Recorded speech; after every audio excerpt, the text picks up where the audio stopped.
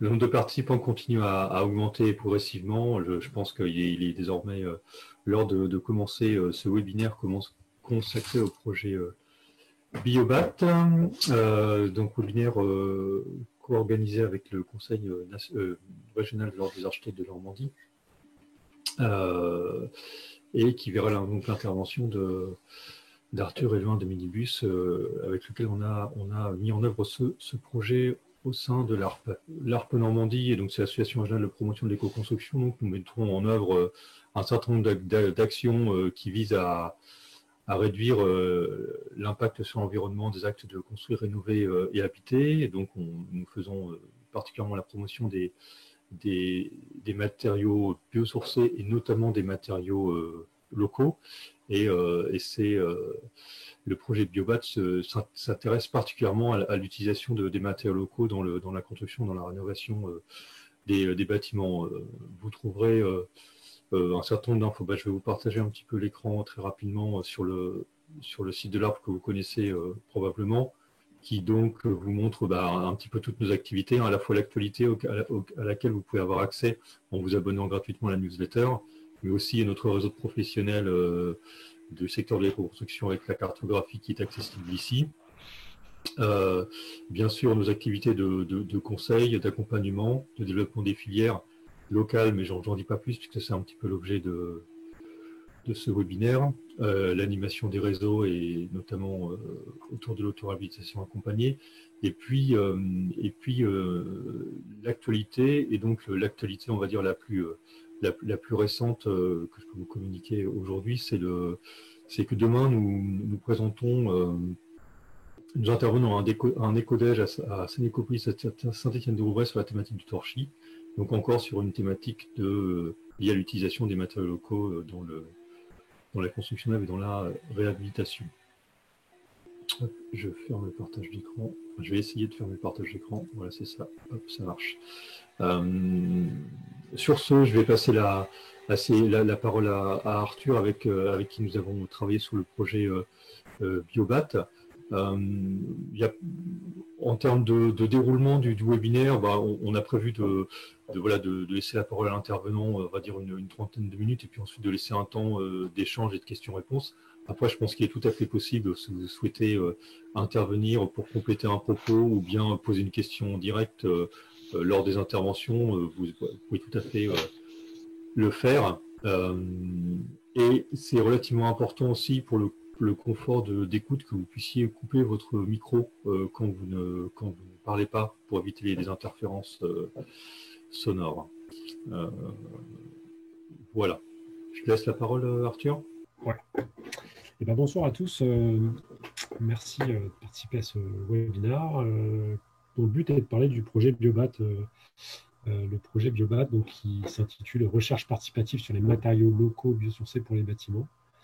C'est un projet qui est né de discussions en 2018. Je vais vous en dire un petit peu plus dans une petite demi-heure. Alors, j'ai juste mis sur le chat du Zoom un lien sur lequel vous pouvez cliquer et qui vous permet d'accéder à la présentation que je vais montrer là sur mon écran et que vous pouvez voir, mais aussi à 2-3 autres documents que je vais citer lors de la présentation et que vous pouvez télécharger. Alors, le constat, pour être tout à fait direct, c'est une discussion entre guillemets un peu autour d'un coin de table avec Sophie Popo et Aurélie Lepape, qui étaient toutes les deux, qui sont encore impliquées dans l'ARP. Et c'était notamment sur les questions liées au torchis, en fait, sur le fait que c'était assez difficile finalement de trouver des moyens de répondre à des questions que peuvent poser ces matériaux. C'est des matériaux locaux, variables. Alors, quand on dit matériau local, qu'est-ce que ça veut dire? C'est un matériau finalement qui s'adapte aux ressources localement disponibles. On pourrait très bien, par exemple, avoir une usine de fabrication de fibres de bois juste à côté de chez soi. Alors, juste à côté, c'est quoi? En général, on considère une centaine de kilomètres comme étant le rayon au-delà duquel un matériau n'est plus local. Mais si on a une usine de fibres de bois juste à côté de chez soi, c'est un matériau local pour le chantier chez nous. Mais par contre, le schéma de développement de cette filière de fibres de bois va être un développement national, c'est-à-dire qu'ils vont chercher à commercialiser leurs produits au-delà des frontières régionales. Donc, la manière qu'ils vont avoir de démontrer les performances sur ce matériau va être différente de celui qui utilise du torchis, puisque le torchis, finalement, même si un torchis est fait à 200 km de chez nous, il va être fait avec les ressources locales de ce territoire. Et en fait, finalement, on pourrait dire que le matériau local, il va être un peu différent potentiellement d'un territoire à l'autre, ou de moins, il va pouvoir présenter des différences, que ce soit sur le gisement, mais aussi sur la méthode de mise en œuvre. Donc, on s'est concentré ici dans Biobat sur les matériaux locaux normands, puisque l'ARP représente finalement des acteurs de l'éco-construction répartis sur toute la basse et haute Normandie. Donc c'est un territoire relativement large. Et donc on s'est dit, en fait, on a l'impression qu'il y a un certain nombre de questions qui se posent. On n'en est pas absolument certain non plus de quelles questions se posent. Donc on est parti du point de départ de se dire, en fait, ce qui serait intéressant, c'est de faire un peu un recensement finalement des questions que les artisans se posent sur les matériaux locaux et d'essayer de voir parmi ces questions lesquelles sont des questions pour lesquelles on peut avoir une réponse technique qui existe, dont l'artisan en question n'a peut-être pas connaissance, ou l'architecte ou le bureau d'études d'ailleurs. Hein. On a questionné l'ensemble des professionnels normands. Mais certaines questions, par contre, peuvent relever clairement deux sujets de recherche, c'est-à-dire que c'est des conditions aujourd'hui manquantes. Et donc, c'était le but de Biobat. Alors, le principe qu'on a suivi est de ce qu'on appelle la recherche participative. Donc, vous pourriez trouver là sur le lien que j'ai donné dans le chat une brochure de l'association Sciences Citoyennes qui explique un peu ce qu'est la recherche participative. En fait, le point de départ de la recherche participative, c'est de dire qu'aujourd'hui, on a plus de connaissances qu'on n'a jamais eues de toute l'histoire de l'humanité, en termes de connaissances scientifiques, j'entends. Mais finalement, à quoi nous servent ces connaissances? Donc, il y a une partie des connaissances scientifiques qu'on a aujourd'hui qui sont très utiles, il n'y a aucun doute, mais il y a aussi un certain nombre de connaissances scientifiques dont on aurait besoin, et ces recherches sont aujourd'hui pas menées. Alors, quand on traite des matériaux locaux, c'est important de partir sur une démarche de recherche participative parce qu'une bonne part des réponses sur ces matériaux appartiennent à ceux qui les mettent en œuvre ou à ceux qui les prescrivent parce qu'ils les connaissent particulièrement. C'est-à-dire qu'on ne peut pas aborder un développement de matériaux local uniquement par une démarche d'innovation en laboratoire de recherche. Par contre, il y a des vraies questions que soulèvent ces matériaux qui nécessitent le savoir-faire de chercheurs professionnels qui ont accès à un laboratoire, qui ont accès à des expériences qui peuvent faire des mesures relativement précises et beaucoup plus précises que ce qui peut se faire sur le chantier. Mais finalement, l'idée de la recherche participative, c'est de dire ce n'est pas les laboratoires qui doivent décider de ce qui doit être fait, ce n'est pas non plus les gens du chantier qui doivent uniquement, eux, continuer à faire ce qu'ils font. Ça peut être parfois de mélanger, d'apporter ces deux compétences pour traiter une question qui est complexe et qu'on ne peut pas traiter tout seul sur le chantier parce qu'on n'a pas les moyens de le faire. Finalement, d'une certaine manière, la recherche participative, ce qu'elle cherche à faire, c'est à mettre, si vous voulez, au même niveau l'expertise professionnelle de chantier, de bureau d'études, d'architecte, et l'expertise scientifique de laboratoire de recherche et de faire dialoguer ces deux mondes pour créer des connaissances uniques, on va dire, qui ne pourraient pas exister si seul l'un de ces deux parties aurait été présent. Alors, les projets de recherche participative les plus connus en France, c'est sur la sélection participative de semences paysannes. C'est-à-dire de dire, aujourd'hui, les coopératives de semences sélectionnent et optimisent un certain nombre de variétés sur la base d'essais qui sont faits sur différents terroirs, mais pas forcément sur des terroirs hyper adaptés à un agriculteur qui est situé, je ne sais pas, à 300 km de la coopérative. Mais aussi, d'une certaine manière, ça retire à l'agriculteur une certaine compétence sur sur l'acquisition de connaissances. Parce que ce qui compte, c'est la connaissance à la fin, mais c'est aussi tout le schéma pour aboutir à cette connaissance, c'est-à-dire la démarche scientifique ou la démarche intellectuelle ou la démarche professionnelle pour questionner ses compétences et son savoir-faire et créer des nouvelles compétences. Il y a eu d'autres projets de recherche participative qui ont lieu, par exemple, dans le domaine de l'extrême pauvreté par ATD Quart Monde. Et il y a certains domaines de l'éco-construction qui, on peut dire, sont plus ou moins de la recherche participative. On peut regarder la filière paille ou la filière pierre sèche. Quoique dans ces filières-là, ça a d'abord été des filières qui ont été très fortement portées par des professionnels ou des gens qui progressivement sont devenus professionnels. Et les laboratoires ont une place relativement mince. Quand on regarde par exemple le développement de la filière paille, c'est d'abord parce qu'il y a eu des gens qui se sont mobilisés pour créer des bâtiments, etc., qu'après ça a pu créer des questions de recherche dont se sont emparés un certain nombre de labos. Donc, sur la recherche participative, j'en dis pas plus. Je vous invite à regarder cette brochure et l'association Sciences Citoyennes, qui est une association intéressante qui milite justement pour le développement de cette forme de recherche et la reconnaissance de cette forme de recherche comme étant une manière différente de créer des connaissances que uniquement, entre guillemets, solliciter des laboratoires de recherche pour nous donner des solutions. Alors, qui fait quoi dans Biobat? Donc au départ, l'idée c'était de collecter ces besoins et puis les analyser. Et donc c'est Samuel Courget et moi-même qui avons fait ce travail.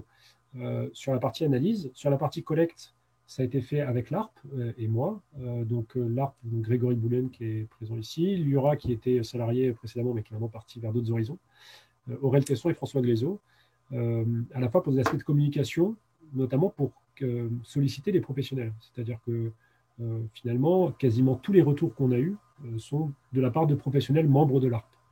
Quand on est passé par d'autres réseaux, on a eu un retour, je crois, d'un artisan qui n'est pas membre de l'ARP, ce qui montre bien l'importance en fait de comment on a communiqué sur ce projet. Donc, ça s'est terminé par des appels, en fait, finalement, à chaque personne membre de l'ARP professionnel et aussi des personnes extérieures à ces réseaux-là. Mais les différents mails ou informations qu'on a pu envoyer vers d'autres réseaux, finalement, n'ont pas trouvé un écho énorme. Alors, on peut le prendre avec deux regards. On peut se dire la question de la recherche et des matériaux locaux ne les intéresse pas forcément. Je ne sais pas, c'est peut-être vrai, mais il y a aussi probablement le fait qu'ils sont globalement bien chargés et que ça se rajoute au reste. On ne peut pas dire, en tout cas, ce qui est clair, c'est que ce que ça veut dire, c'est que dans l'ARP, il y a quand même un vivier assez important de professionnels et de particuliers aussi, qui sont intéressés par les matériaux locaux et qui sont vraiment intéressés, qui ont envie qu'il y ait des connaissances qui se créent sur ces matériaux-là. Alors, Samuel Courget, pour ceux qui ne le connaissent pas, c'est un des pionniers de l'éco-construction en France, qui a écrit notamment 2 ouvrages, je les cherche, ils sont juste à côté. Je ne les ai pas sur ma table de chevet, mais quand même, ils ne sont pas loin. Il a écrit 2 bouquins, donc La conception bioclimatique chez Terre Vivante, et puis L'isolation écologique avec Jean-Pierre Oliva, qui sont des bouquins qui sont assez connus dans le domaine de l'éco-construction et dont je recommande la lecture. L'idée de travailler avec Samuel, c'était aussi que c'est quelqu'un qui habite en Franche-Comté, il n'est pas en Normandie, donc il a aussi son expérience par rapport à son territoire, mais il a plus globalement aussi une expérience assez large, je dirais, depuis les années 85-90 sur l'éco-construction, et donc aussi une idée un peu de ce qui se fait dans d'autres régions. L'idée, ce n'était pas de se cantonner à la Normandie, de dire on fait des matériaux locaux normands et on va parler contre normands. C'était de se dire, en fait, ces matériaux locaux, ils ont des problématiques relativement similaires sur différents territoires, malgré peut-être un gisement un peu différent et des techniques un petit peu différentes. Et du coup, la question, ce n'est pas de regarder la chose uniquement dans notre région, c'est plutôt de la regarder assez largement, mais en s'intéressant à la diversité que ça peut y avoir sur différents territoires, et par contre en se concentrant sur les questions que posent les professionnels normands. Alors, j'interviens dans ce travail-là en tant que chercheur indépendant, puisque je travaille par ailleurs à Ecopertica, mais voilà, je l'ai fait dans le cadre d'un travail indépendant, donc je représentais l'ARP dans le cadre de ce travail-là. Voilà. Alors, la démarche, elle a été assez simple, c'est ce que je vous ai expliqué tout à l'heure, c'est d'abord d'identifier les besoins de R&D que se posent les professionnels. Ça se fait par le biais de questionnaires, téléphoniques principalement. Et donc, voici les réponses qu'on a eues. En bleu, vous avez les architectes, bureaux d'études et distributeurs de matériaux. En vert, les artisans. En rouge, les personnes non intéressées, c'est-à-dire que, par téléphone ou même par mail, ils nous ont dit voilà, ce sujet ne nous intéresse pas particulièrement. Et en cercle gris, les non-réponses. Donc, on a un taux de réponse globalement qui a été à peu près de l'ordre de 50%, 60%, quelque chose comme ça. Ce qui est intéressant, c'est qu'on voit qu'il y a quand même finalement des gens d'un peu tout le territoire de la Normandie qui sont représentés dans Biobat. Effectivement, il y a une base un petit peu plus présente autour de Caen et la Suisse normande, mais il y a également des gens de la Manche, des personnes de la Haute-Normandie. Voilà, et dans les questions qu'on a reçues, vous le verrez tout à l'heure, certes, le thème de départ, c'était les matériaux locaux, mais en fait, il y a beaucoup de questions qui sont limites entre les matériaux locaux et les matériaux industrialisés.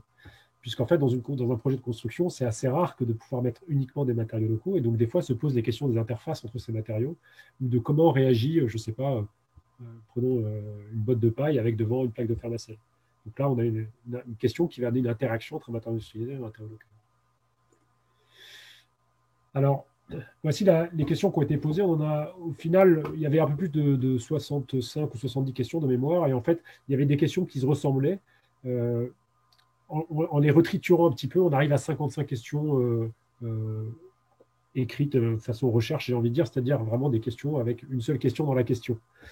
On a 6 questions sur le bois, ce qui est relativement peu, 22 questions sur la maçonnerie, avec beaucoup de questions sur les bétons biosourcés, 16 questions sur l'isolation, avec beaucoup de questions de la part d'architectes. Et pour le 3, je lui dis... Attends, parce que j'étais...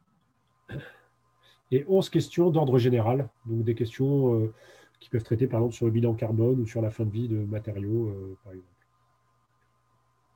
Alors, ces questions, si vous regardez sur le cloud, vous allez les trouver. Je vais les afficher. Alors, je vais voir si ça marche. Hop.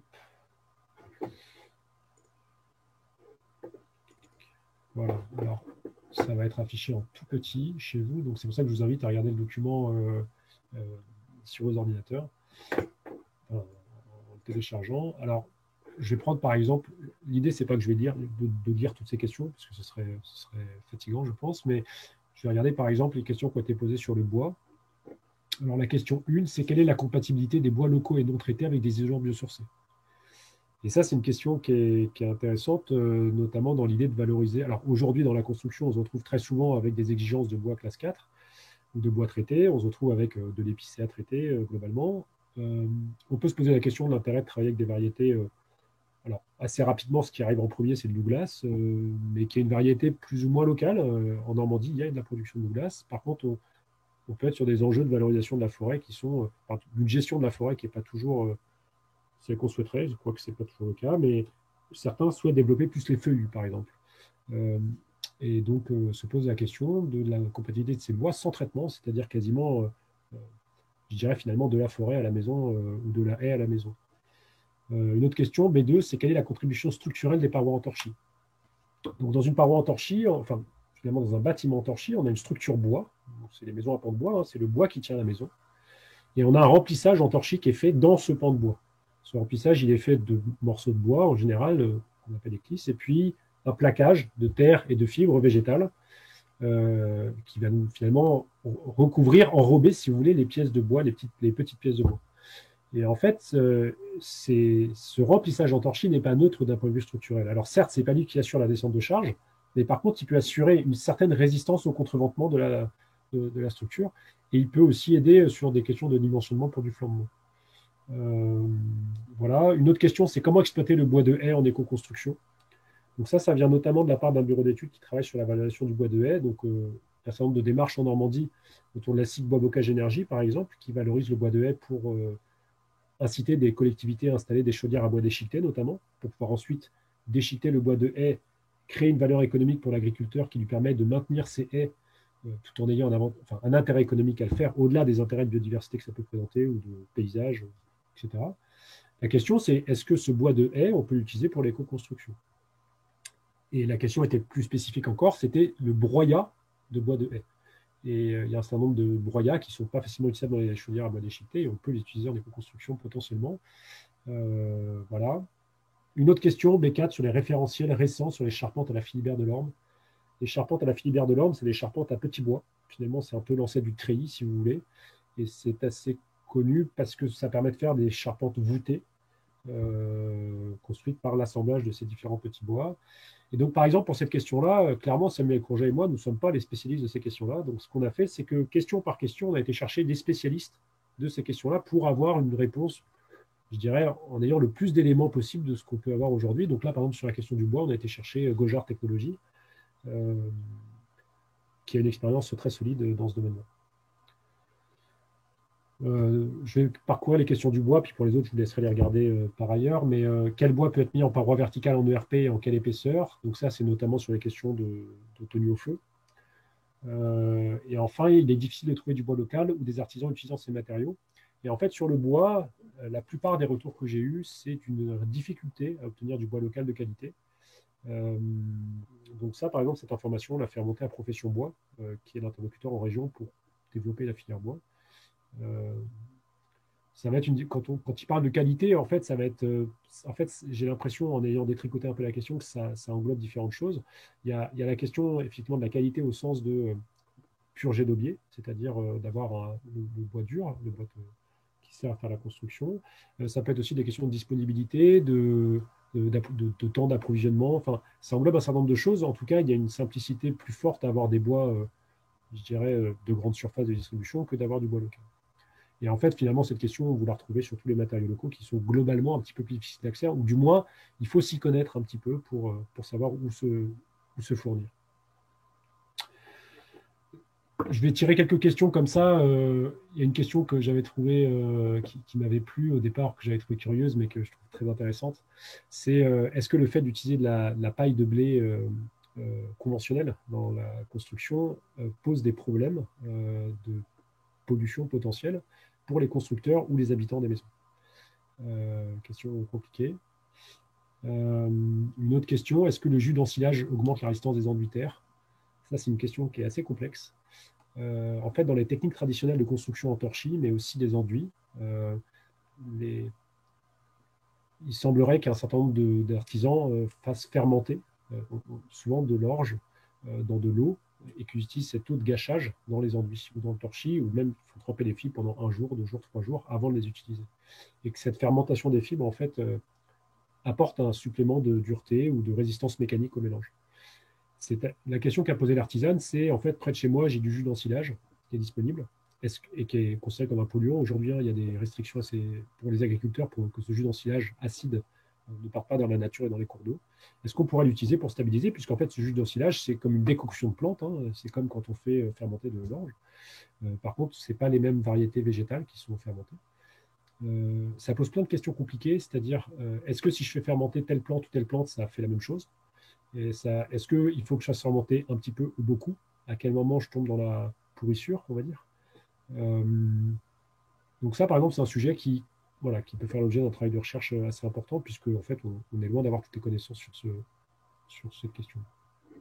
Alors, je vais repasser sur la présentation.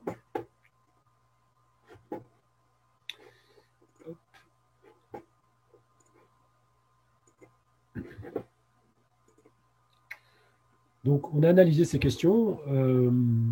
On a essayé d'identifier les verrous scientifiques et comment on pourrait les lever. C'est-à-dire de dire, s'il fallait traiter cette question-là, peut-être que ce qui nous manque en premier, c'est d'abord de faire ça, et puis ensuite de faire ça. Alors, on n'a pas déroulé un plan scientifique, parce qu'en fait, ce n'est pas notre travail, dans le sens où l'idée, c'était plutôt à un moment donné de réunir aussi un laboratoire qui a ses compétences, de réunir des professionnels qui sont concernés par la question et ses compétences, et co-construire ensemble une manière de répondre à la question.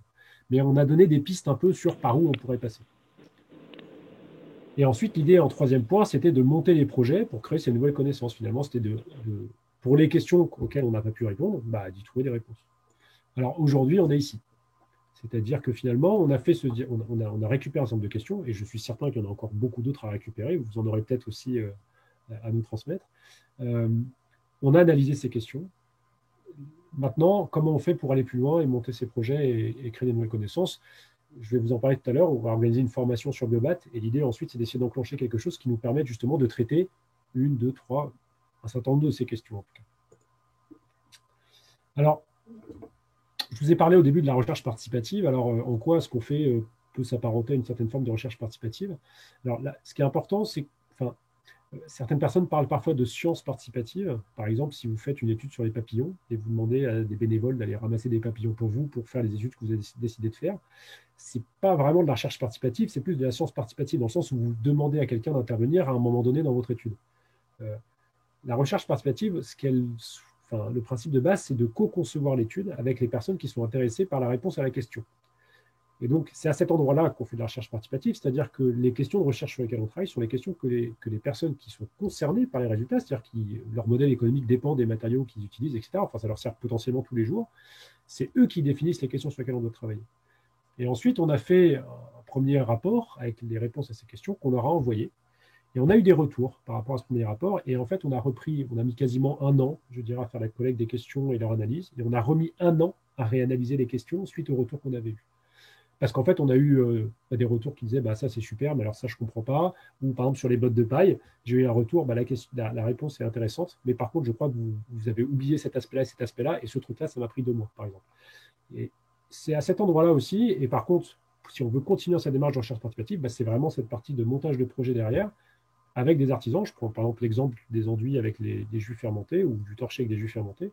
C'est tout à fait une question qui mérite d'avoir à la fois une approche chantier pour tester différentes choses, et une approche laboratoire pour bien comprendre qu'est-ce que ces jus fermentés font ou ne font pas dans les matériaux. Alors, une question pour monter ces projets, en fait, c'est qui priorise, c'est-à-dire à la fin, qui c'est qui décide ce qu'on fait. Alors, ce qu'on a tenté de faire, c'est on a essayé de réunir un comité de sachants en Normandie sur l'éco-construction. Alors, on a choisi, je dirais, arbitrairement une dizaine de personnes qui représentent à peu près tout le territoire normand et qui ont des compétences reconnues en éco-construction. c'est très difficile de dire qui est plus expert que qui. En fait, il y a des compétences complémentaires, on va dire. Et donc, on les a réunis et on leur a demandé, enfin, on ne les a pas réunis, on a fait ce travail à distance, mais une bonne partie ont été, non, ça a été fait principalement à distance. Et donc là, vous avez en colonne les différentes personnes qu'on a sollicitées et vous avez finalement en ordonnée les différentes questions, les différents sujets qu'on avait identifiés à ce moment-là. Je crois qu'on en est à 14 aujourd'hui. 12 questions qui, à notre sens, méritaient un travail de recherche. Je vais vous les lire. La première, c'est l'étude de la cinétique de séchage des bétons de terre léger et torchis. Le deuxième, c'est l'étude de la contribution au contre-vêtement du torchis. Donc ça, j'en ai parlé tout à l'heure. La troisième, c'est l'étude des performances hygroscopiques des enduits minéraux. Alors ça, c'est une question qui est venue du grèbe, finalement. Il y avait un artisan qui a dit, mais le grèbe, c'est un enduit à base de ciment et de copeaux de bois qui est fait dans le cadre d'un mode constructif en paille. Est-ce que le fait de mettre du ciment pénalise les propriétés hygroscopiques de ce mélange? Et il y a des informations qui existent aujourd'hui sur la perméabilité à la vapeur d'eau, mais il n'y a pas d'informations qui existent sur la capillarité de ce mélange. Et plus globalement, ça pose la question de qu'est-ce qui se passe quand je prends de la chaux et que je mets un tout petit peu de ciment parce que j'en ai besoin pour X ou Y raison. Quelles sont les propriétés hygroscopiques de ce mélange? Est-ce que vraiment c'est imperméable dès que j'ai mis 2% de ciment ou est-ce que si je mets 5% de ciment, ça passe encore? Si je fais de la terre avec un peu de chaux, qu'est-ce qui se passe? Est-ce que je suis dans un intermédiaire entre les deux ou est-ce... Donc, la question, c'est quelles sont les propriétés hygroscopiques des enduits minéraux, des enduits ou des mélanges minéraux à base de liants cuits ou non cuits ou un mélange de ces deux liants? Et est-ce que c'est juste proportionnel entre la part de chacun ou pas? Une autre question, faire du pisé avec du béton concassé. L'idée, c'était d'utiliser du béton concassé avec de la terre pour en faire un pisé. C'est-à-dire que finalement, les terres limoneuses de Normandie ne sont pas assez caillouteuses, donc de rajouter ce caillou de manière intelligente. Développement des bétons de terre papier. Caractérisation de l'écran thermique constitué par les enduits terre. Recherche sur les dalles en terre crue. Effet sur les stabilisants naturels sur la résistance des enduits terre. Étude des performances du terre allégé. Préfabrication en atelier avec des matériaux locaux, un catalogue de ponts thermiques dans le bâti ancien avec des solutions constructives, et l'impact de l'humidité sur les performances globales du bâti hygroscopique. Donc c'est en gros, est-ce que le fait d'avoir des matériaux hygroscopiques va jouer sur le bilan énergétique ou le confort de la construction? Alors vous voyez, ce que je voulais vous montrer avec ce tableau qui est horrible, c'est que selon à qui vous demandez, en fait, ils ne vont pas prioriser les mêmes sujets. A priori, il n'y a aucun sujet inintéressant. Il y a globalement des sujets qui intéressent plus de monde et globalement des sujets qui intéressent moins de monde. Mais en fait, c'est assez difficile de prioriser les sujets, de dire dans Biobat, on a 20 questions, puis ça c'est une bonne question, ça c'est une moins bonne question, ça c'est plus prioritaire, ça c'est moins prioritaire. Par contre, ce qu'on sait, c'est que pour monter ces projets-là, finalement, ça va être aussi une histoire de rencontre, c'est-à-dire qu'un certain nombre d'artisans vont être intéressés pour traiter cette question-là, un certain nombre de labos vont dire, attends, ça m'intéresse vachement et je suis capable de le traiter. Et c'est probablement comme ça que vont se prioriser les sujets. Finalement, ça va être plutôt la réunion des bonnes compétences pour pouvoir traiter sous une forme de recherche participative ces questions-là. Alors, pour aller plus loin sur ce qu'on a produit dans Biobat, on a réfléchi à trouver une manière de diffuser ces connaissances sous forme d'une formation qui sera organisée à Rouen. Donc alors, ce n'est pas le 3 et 4 juin 2020, je me suis trompé, autant pour moi, ça va être le 30 novembre et le 1er décembre à Rouen, donc dans les locaux du NINASAL. Alors, dans cette formation, on a convié 3 chercheurs, Hélène Lenormand du NINASAL, François Fleury de l'École d'architecture de Rouen et Anne Pantet de l'Université du Havre. Et donc l'idée, ce sera de travailler sous une forme un peu de recherche-action, j'ai envie de dire. C'est-à-dire qu'à la fois Samuel Courget et moi, on vous expliquera ce qu'on a trouvé dans le cadre de Biobat, avec des trous dans le filet. Clairement, il y a des endroits sur lesquels vous pourrez aussi apporter des choses et peut-être même poser d'autres questions complémentaires. Mais c'est finalement de travailler sous une forme où à la fois vous apprendrez des choses et à la fois on essaiera de créer des ateliers autour de projets réels qui ont été faits en éco-construction. Donc pour ça, on a sollicité Pascal Séjourné et Sophie Popo, qui sont 2 architectes normands, pour présenter des projets sur lesquels ils ont mis en œuvre, ou en tout cas, ils ont prescrit des matériaux locaux, et de travailler sur ces projets en se disant quelles sont les problématiques que pose l'utilisation des matériaux locaux dans ces projets-là, comment on aurait pu faire autrement, comment on gère la contrainte réglementaire, qu'est-ce qu'elle dit, quelles sont les connaissances qu'on a à ce jour pour essayer de se défendre face aux questions qu'on a et quelles sont les questions auxquelles pour l'instant on n'a pas de réponse. Et donc l'idée, c'est de passer 2 jours à réfléchir à ça ensemble. Je te passe la main, Grégory, pour le torchis. Oui, et donc puisqu'on est on va dire dans les dates et dans les rencontres, dans les événements à venir, et que nous sommes aussi sur la question des matériaux locaux, l'ARP travaille depuis quelques années sur sur la terre crue et sur le torchis en particulier, avec notamment la rédaction des guides de bonne pratique torchis qui existent, qui sont disponibles depuis bientôt 2 ans. Et donc pour, on va dire, poursuivre le travail de promotion de ce matériau et aussi de réponse à des questions techniques. Donc finalement, on est quelque part un petit peu dans le même esprit que BAT. Nous proposons donc 3 rendez-vous cet automne, donc dont 2 rendez-vous à distance et peut-être un rendez-vous physique, on verra bien. 2 rendez-vous à distance, donc le 13 et le 27 novembre, qui ont pour objet de réunir des praticiens du torchis et des curieux du matériau. Voilà. Les praticiens autour de questions pratico-pratiques. Je m'interromps parce que j'ai quelqu'un que je dois admettre dans la conférence, voilà, autour des questions pratico-pratiques autour de la mise en œuvre de ce matériau. C'est-à-dire que à la fois le torchis est un matériau qu'on imagine bien pour le patrimoine, mais qui peut aussi répondre à des questions de construction neuve et peut aussi, on va dire, on peut aussi dans le cadre de rénovation être confronté à des questions techniques qui n'existaient pas il y a quelques décennies, comme les questions d'étanchéité à l'air, des questions d'interface avec des matériaux, des questions de points de rosée. Et donc, les professionnels qui participeront à ce webinaire échangeront entre eux sur les solutions qu'ils mettent en œuvre. Cet échange sera ouvert à tous et du coup, des questions avec des participants, on va dire non professionnels, mais curieux du sujet pourront être posées. Enfin, les échanges auront lieu. Et l'objectif aussi de ces rencontres, c'est de faire remonter aussi de la matière, des sujets, des questions et des solutions intéressantes pour que nous, derrière, à l'ARP, on puisse rédiger des fiches pratiques autour de la mise en œuvre du torchis et des réponses qu'on peut apporter à des questions techniques un peu pointues. Donc, suite à ces rencontres dématérialisées et en physique au pavillon des énergies le 11 décembre, si on peut le faire, l'ARP produira des fiches techniques sur le matériau torchis et terre fibrée.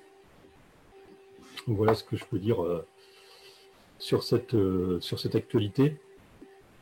Et du coup, non, moi j'ai la parole, donc je la garde un petit peu. Donc je garde un petit peu la parole aussi pour dire qu'effectivement, la question des matériaux locaux, c'est une question sur laquelle à l'ARP on est quand même de plus en plus sollicité. Alors c'est vrai que le matériau local aujourd'hui qui on va dire fait partie des plus connus et peut-être des plus matures, au moins en termes de filière, c'est la construction paille, et on voit qu'il y a des gros projets qui sortent aujourd'hui en Normandie. Mais à côté de ça, voilà, on est effectivement à l'ARP souvent sollicité soit par des particuliers, soit par des professionnels sur l'utilisation de ces matériaux, et donc c'est effectivement important à un moment de pouvoir produire de la connaissance, apporter des réponses précises et valider à des questions techniques ou à des questions, on va dire, plus d'ordre réglementaire. Et ces questions ne peuvent pas toujours être, enfin la résolution de ces questions ne peuvent pas toujours être faites par des filières qui étant des filières non industrielles, ont quand même peu de moyens à leur disposition. Donc ce projet a toute sa raison d'être dans le contexte actuel, à la fois au sein de l'ARP, dans le contexte actuel d'intérêt croissant pour ces matériaux qui répondent à pas mal d'enjeux performantiels et environnementaux. Je te rends la parole, Arthur. Oui, alors tu as cité la paille. En Normandie, les matériaux bien connus, on a le chanvre aussi, avec deux filières chanvre. Une filière agro-chanvre qui est dans la Manche, qui est plutôt une filière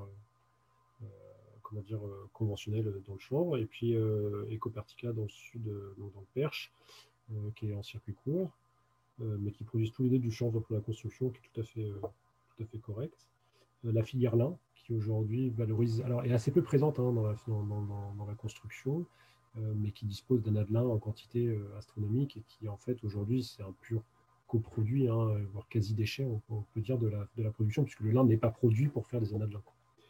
Le roseau, il y a eu tout un travail du parc du PNR, Parc naturel régional du Marais du Bessin et du Cotentin, sur le roseau, et on a du chaume en Normandie, des toitures en chaume, et ce chaume, alors aujourd'hui il est majoritairement fait avec du roseau, un petit peu coupé en vallée de la Seine, et majoritairement coupé en Camargue. Mais le chaume valorise des matériaux potentiellement locaux. Après, tout est une question d'organisation de filière pour avoir le matériau au bon moment, au bon endroit. Le bois, bien sûr, la Normandie est une région assez boisée. Et puis la terre. Alors, en fait, on pourrait très bien développer une filière colza, on pourrait très bien, parce que du copeaux de colza, on peut très bien faire des écomatériaux, on pourrait développer d'autres filières. Euh, Pourquoi pas, en fait, tout est une question de comment on accède aussi au marché du bâtiment, qui est pas un marché simple, notamment dans le cadre je dirais, de ce qu'on appelle la démonstration de performance aujourd'hui, qui se fait à la base d'études scientifiques. Et quand on prend un seul matériau, je prends le chanvre par exemple, parce que c'est un de ceux que je connais le mieux, on a une variabilité au sein du chanvre même. Si on fait varier d'autres agro-ressources, bah, c'est intéressant. Si on se dit qu'on va par exemple étudier le colza, ça peut être intéressant. Mais si la filière chanvre n'arrive pas déjà à répondre aux contraintes réglementaires sur un petit territoire et qu'on va y rajouter la filière colza, bah, peut-être que finalement, il n'y a pas la place pour deux filières locales sur le territoire. Donc, ce que je dis juste, c'est qu'aujourd'hui, par exemple, il y a peut-être plus intérêt à valoriser les amadelins qui sont déjà disponibles que de monter une nouvelle filière sur laquelle il va falloir broyer les ressources, faire des nouveaux essais, etc. etc. Donc, je dirais que chaque région n'a pas forcément les mêmes potentiels. J'ai été sollicité récemment là, par un laboratoire en Occitanie qui travaille sur le développement de filières maïs et tournesol parce que le chanvre, ça ne marche pas bien chez eux. Il n'y a pas assez d'eau. Donc la logique de quelle est la bonne filière pour quel territoire, bah, elle dépend complètement à la fois des filières déjà installées sur le territoire, du savoir-faire des artisans et des professionnels qui utilisent ces matériaux, mais aussi du climat, du gisement, enfin de ce qui se cultive dans cette région. Et pour conclure sur Biobat, dire que bah, tout ça, ça a été permis par la Fondation de France qui a soutenu le projet. Pour permettre donc à la fois la collecte des infos, le diagnostic.